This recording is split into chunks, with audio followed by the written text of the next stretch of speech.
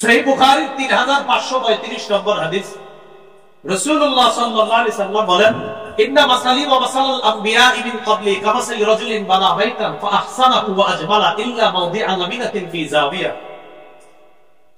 নবীজি বলেন, একটু দেখেন, আমার দৃষ্টান্ত আর আমার পূর্ববর্তী নবীদের দৃষ্টান্ত একটা ঘরের মতো। বলেন কিসের মতো?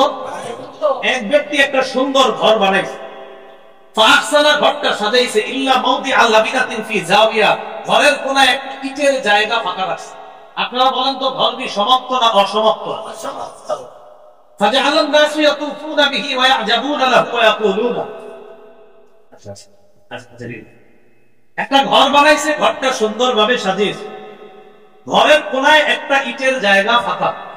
এখন আপনারা বলেন তো, ঘরটা কি সমাপ্ত না অসমাপ্ত?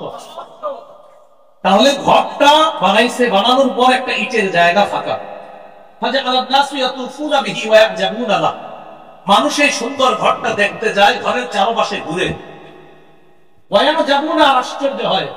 ওলামা হযরত ছাড়া আপনারা বলেন তো, একটু দেখে আপনাদের পরীক্ষা করে আশ্চর্য হওয়ার কারণ, আশ্চর্য হওয়ার কারণটা কি হতে পারে আলেমরা জানে, আপনারা যদি বলেন খুশি হন।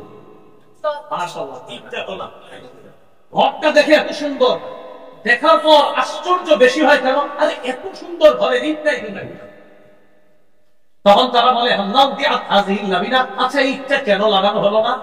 নবীজি বলেন, শোনো, আমি সেই ইট